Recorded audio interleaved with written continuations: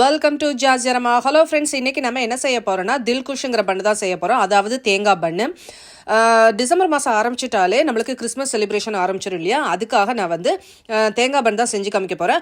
அதுக்கு வந்து ஃபஸ்ட்டு ஒரு பவுலில் வந்து ஒரு வடிதட்டி இல்லைனா ஜல்லடை எடுத்துக்கோங்க. அதில் 4 கப்பு மைதா மாவு சேர்த்துக்கோங்க. நான் வந்து இதுக்கு 4 கப்பு மைதா மாவு எடுத்துருக்கிறேன். ஃபஸ்ட்டு மைதா மாவு வந்து ஜலிச்சு எடுத்து வச்சுக்கிடலாம். அதுக்கப்புறம் இதுக்கு வந்து ஒரு 2 டேபிள் ஸ்பூன் அளவுக்கு ஈஸ்ட்டு சேர்த்துக்கலாம். ஈஸ்ட் வந்து இதுக்கு 2 டேபிள் ஸ்பூன் அளவுக்கு தேவைப்படும், 4 கப்பு மைதா மாவு எடுத்துருக்கதால. அதுக்கப்புறம் 1/4 கப்பு அளவுக்கு நான் வந்து கொஞ்சம் ஃபைனான சுகர் எடுத்துருக்கிறேன். நீங்கள் வந்து பவுட்ரு பண்ண சுகர் சேர்த்துக்கோங்க. அதுக்கப்புறம் 1/2 ஸ்பூன் உப்பும் 3 டேபிள் ஸ்பூன் அளவுக்கு பால் பவுடரும் சேர்த்துக்கோங்க. இது எல்லாமே நல்லா மிக்ஸ் ஆகிற அளவுக்கு ஃபஸ்ட்டு நல்லா கலந்துக்கோங்க. அதுக்கப்புறம் நான் பால் வந்து 1 கப்பு பாலை வந்து வார்ம் பண்ணி எடுத்து வச்சுருக்கிறேன். வார்மான மில்க் வந்து இதில் சேர்த்துக்கோங்க. பால் சேர்க்காட்டி நீங்கள் வாட்டர் கூட விட்டு நல்லா பிசைஞ்சிக்கலாம். வாட்டரும் நீங்கள் வார்மான வாட்டர் யூஸ் பண்ணுங்கள். அப்போ தான் ஈஸ்ட் வந்து நல்லா அதில் மிக்ஸ் ஆகி நல்லா புருவாகி வரும். ஆனால் ஹாட் வாட்டரு இல்லை ஹாட் மில்க்கோ யூஸ் பண்ணிடாதீங்க. வார்மான மில்க்கை யூஸ் பண்ணி நல்லா பிசைஞ்சிக்கோங்க. நல்லா சாஃப்டான டோவாக பிசைஞ்சிக்கோங்க. சப்பாத்தி மாவு மாதிரி ரொம்ப ஹார்டாக பிசையாமல் கொஞ்சம் சாஃப்டாக தளர்த்தியாக பிசைஞ்சிக்கோங்க. அப்போ தான் நம்மளுக்கு வந்து பன்னு நல்லா சாஃப்டாக கிடைக்கும். இந்த மாதிரி நல்லா தளர்த்தியாக சாஃப்டாக பிசைஞ்சிக்கோங்க. அதுக்கப்புறம் 2 டேபிள் ஸ்பூன் அளவுக்கு பட்டர் சேர்த்துக்கோங்க. பட்டர் சேர்த்துட்டு இந்த பட்டர் வந்து அந்த மாவில் நல்லா அப்சர்வ் பண்ணுற அளவுக்கு நல்லா இழுத்து நல்லா பிசையணும். நம்மளுடைய கை சூட்டுக்கு வந்து மாவை நல்லா இழுத்து பிசைய அந்த பட்டர் வந்து மாவில் நல்லா அப்சர்வ் பண்ணிக்கிட்டு நம்மளுக்கு அந்த ஒட்டாத பதத்தில் வரும். அந்த ஸ்டேஜ் வரைக்குமே நம்ம நல்லா அழுத்தி பிசையணும். மாவு வந்து இந்த மாதிரி உள் பக்கமாக மடித்து விட்டு பிசையணும். நான் பவுலில் வச்சு பிசைகிறதால நீங்கள் வந்து மேடையில் வச்சு பிசைகிறதா இருந்தால் நல்லா இழுத்து பிசைஞ்சாலே நல்லா சாஃப்டான டெக்ஸ்சர் கிடச்சிரும். இந்த மாதிரி நல்லா ஸ்மூத்தாக நல்லா ஷைனியான சாஃப்டான டெக்ஸ்சர் வந்து வர்றதண்டியும் நல்லா பிசையணும். இது வர்றதுக்கு வந்து ஒரு 10 நிமிஷமாவது ஆகும். அந்த அளவுக்கு நல்லா பிசைஞ்சு எடுத்து வச்சுக்கோங்க. இப்போ ஸ்மூத்தான டோ கிடச்சதுக்கப்புறம் இதை பவுலில் போட்டுட்டு மேலே வந்து காயாமல் இருக்கிறதுக்கு வேணும்னா நீங்கள் லைட்டாக பட்டர் அப்ளை பண்ணிக்கலாம். அப்ளை பண்ணிட்டு நான் வந்து இது வந்து காற்று புகாத அளவுக்கு இருக்கிறதுக்காக இந்த மாதிரி கிளிங் ரேப்பை யூஸ் பண்ணி தான் நான் கவர் பண்ணுறேன். நார்மல் பிளேட்டு கூட நீங்கள் வந்து நல்லா காற்று புகாத மாதிரி கூட நீங்கள் வச்சு நல்லா கவர் பண்ணிவிட்டு 1 மணி நேரம் அப்படியே ரெஸ்ட் கொடுத்தோன்னா நல்லா மாவு வந்து நல்லா பொங்கி வரும். அதுக்கான டைம் கொடுங்க. மாவு நல்லா பொங்கி வந்தால் தான் பன்னு நல்லா சாஃப்டாக வரும். இப்போ நம்ம மாவு வந்து 1 மணி நேரம் நல்லா பொங்குறதுக்கு விட்டுடலாம்.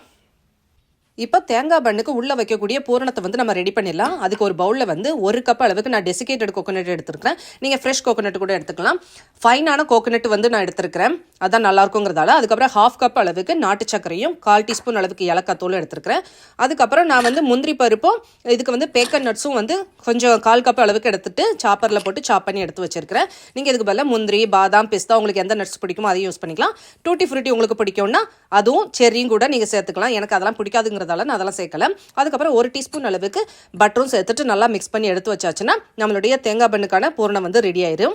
இப்போ வந்து மாவு பாருங்க நல்லா பொங்கி வந்துருச்சு. 1 மணி நேரம் ஆயிடுச்சு. மாவு நல்லா பொங்கி வந்துருச்சு. இப்போ மாவில் உள்ள அந்த ஏரை வந்து நம்ம ரிலீஸ் பண்ணணும். பஞ்ச் பண்ணி நல்லா ரிலீஸ் பண்ணிவிட்டு மாவு வந்து நல்லா மடித்து திரும்ப பிசைஞ்சு எடுத்துக்கோங்க. தேங்காய் பண்ணுக்கு நான் வந்து ட்ரை கோகோனட் தான் யூஸ் பண்ணியிருக்கிறேன். அதுனா நம்ம வச்சு சாப்பிட்லாம். ஃப்ரெஷ் கோகோனட்னா சீக்கிரம் கெட்டு போயிடும். அதுக்கப்புறம் ட்ரை கோகோனட்லேயும் உங்களுக்கு வந்து நீளமாக வந்து அந்த சீவன மாதிரி தேங்காய் பூ இருக்கும், அது கூட நீங்கள் யூஸ் பண்ணிக்கலாம். அதுக்கப்புறம் நான் இதுக்கு நாட்டு சக்கரை யூஸ் பண்ணியிருக்கிறேன். இதே நீங்கள் ஒயிட் சுகரும் யூஸ் பண்ணலாம். ஆனால் அதுக்கு வந்து நீங்கள் பவுடர் பண்ணி சுகரை சேர்த்துக்கோங்க. இப்போ நம்ம ரெடி பண்ணி வச்சிருக்கிற டோவை வந்து 4 பகுதியாக ஈக்குவலான பகுதிக்கு வந்து நம்ம பிரித்து எடுத்து வச்சுக்கலாம். அதுக்கப்புறம் ஸ்மூத்தான ஒரு பன்னு ஷேப்பில் நம்ம நல்லா உருட்டி எடுத்து வச்சுக்கலாம்.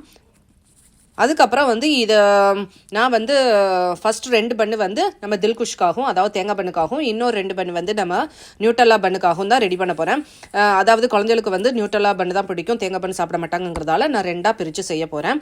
இப்போ வந்து ஃபஸ்ட்டு ஒரு பண்ணை அது பேட்டர் எடுத்துகிட்டு நல்லா வந்து ஈவனாக நம்ம பீஸாக்கு எப்படி தேய்ப்போமோ அந்த அளவுக்கு நம்ம தேய்ச்சிக்கலாம். 1/2 இன்ச்சு திக்னஸ்க்கு நம்ம தேய்ச்சிக்கலாம். இப்போ உங்களுக்கு சென்டரில் வந்து எந்த அளவுக்கு பூரணம் தேவையோ அந்த அளவுக்கு நீங்கள் வச்சுக்கோங்க. நல்லா ஜாஸ்தியாக வைக்கும்போது டேஸ்ட்டாக இருக்கும் சாப்பிட்றதுக்கு. நல்லா வச்சுட்டு ஓரங்கள் மட்டும் கொஞ்சம் கேப் விட்டுக்கோங்க. அதுக்கப்புறம் நம்ம இன்னொரு பண்ணி இதே மாதிரி நல்லா தேய்ச்சி வச்சுக்கோங்க. அதையும் இது மேலே வச்சு நல்லா கவர் பண்ணிவிட்டு ஓரங்கள்லாம் அந்த பூரணம் வந்து வெளியே ரிலீஸ் ஆகாத அளவுக்கு நல்லா டைட்டாக சீல் பண்ணி எடுத்துக்கோங்க. அதுக்கப்புறம் ஒரு அலுமினிய ட்ரேயில் வந்து நான் வந்து ஒரு அலுமினிய பேக்கிங் ட்ரேயில் வந்து அலுமினிய ஃபாயிலை வச்சு கவர் பண்ணி வச்சுருக்கிறேன். அதில் இந்த ரெடி பண்ணி வச்ச இந்த பன்னை வச்சுட்டு ஒரு 20 நிமிஷம் அப்படியே நம்ம மூடி வச்சுட்டு இதை கொஞ்சம் பொங்க விடலாம். கொஞ்சம் மாவு வந்து கொஞ்சம் உப்பி வரதுக்கு டைம் கொடுப்போம். அந்த டயத்தில் வந்து நான் ஒரு கிண்ணத்தில் வந்து ஒரு முட்டையும் 2 டேபிள் ஸ்பூன் அளவுக்கு பாலும் சேர்த்துட்டு நல்லா கலந்து எடுத்து வச்சுருக்கிறேன். இது வந்து நம்ம பன்னு மேலே வந்து ப்ரெஷ் பண்ணுறதுக்காக நல்லா பொன்னிறமாக வரதுக்காக. அதுக்கப்புறம் நியூட்டலா பிரெட்டுக்காக இதே மாதிரி ஒரு பண்ணை இதே மாதிரி தேய்ச்சி வச்சுருக்கேன்.